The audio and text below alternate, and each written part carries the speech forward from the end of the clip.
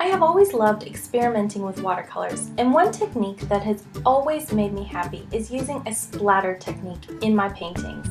It's almost completely uncontrollable, and this gives a sense of mystery to my painting process. Today I'll be showing you how I paint a starry background with splattering.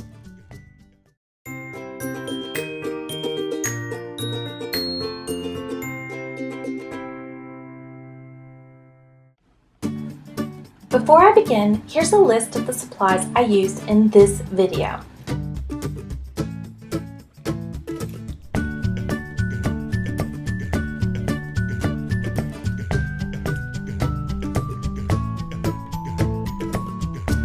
First, I trace a circle out of paper. I highly recommend using a heavy stock or even some watercolor scrap paper for this. I used computer paper at first, which I regretted later, so be aware of that. Next, I painted the edges of my moon with liquid Frisket. Make sure to use a cheap junk brush when painting with Frisket. This stuff will ruin your brushes. Once your Frisket is dry, it should appear clear. Then water down 2 blue colors. I used turquoise blue and true blue from P.H. Martin. Afterwards, using some masking tape, I covered my moon with the circle we cut earlier, and now I'm ready to paint. Splatter technique number 1, beading brushes. With this technique, I prefer to use a large mop round brush and a large handle brush. It can be any brush, just needs a large handle which you can beat on. Using my round brush, I collected a large amount of watered down paint from my palette. Then with a larger handle brush, I beat my round brush against it, splattering the paint onto my paper. Splatter technique number 2, blowing paint. In this painting, I really wanted to give the effect of thick, splattering paint streaks. To create this effect, I would blow on wet puddles lightly in the direction I desired them to move. Splattering technique number 3, spraying toothbrush. Next, I dipped an old toothbrush in my desired paint and with my thumb flicked the paint onto the paper. I worked closer to the circle to try and get full coverage of the paint there. I first used blue but then switched to chartreuse green or a light yellow green to add some color variation. Finishing touches.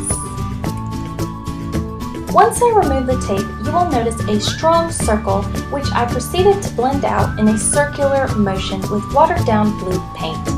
I slowly moved from the center out, blending some of the splatter to create faint rings.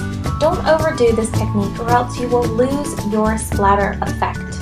Next, mixing a little black and Norway blue, I created a deeper midnight blue and repeated the previous splatter techniques. The only difference was this time I used my circle cutout as a guard closer to the moon. As you can see, some of my blue accidentally splattered on my moon. This can be smoothed out with water and create a cool illuminating effect. This is a prime example of how a mistake can actually become a positive in your painting. Once you are done with that, let it dry. Finally, we are going to add stars. Make sure your old toothbrush is completely free of blue paint.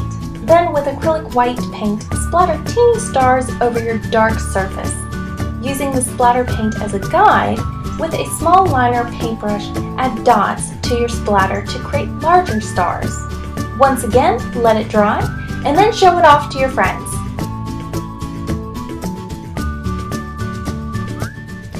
And that's it. Now, before you guys leave, I have a question for you. Next week, I'm thinking about taking a little break from the tutorials because they just take so much time, the step-by-step tutorials. So I want you guys to leave questions in the comments section below of things about watercolor that you would like me to answer. I'm thinking about doing a Q&A next week just to kind of loosen up my time a little bit and take a breather. So leave your questions in the comments below and I will make a video next week answering your guys' questions about watercolor. Also, if you like this video, please make sure to like and subscribe and all that other YouTubey stuff. stuff that you guys know so well. And if you would like to follow me on Facebook and this little one over here, you can go over to my Facebook page, which is Watercolor Misfit. And over there I post different things about us and what's going on in our life, as well as watercolor paintings. And right now I'm doing an animal study for you guys, and I've been asking you guys what kind of animals would you like me to paint. So if you go on over there and like that page and comment, I will see that, and who knows, maybe you'll see your animal painted this coming week. Love you guys, bye!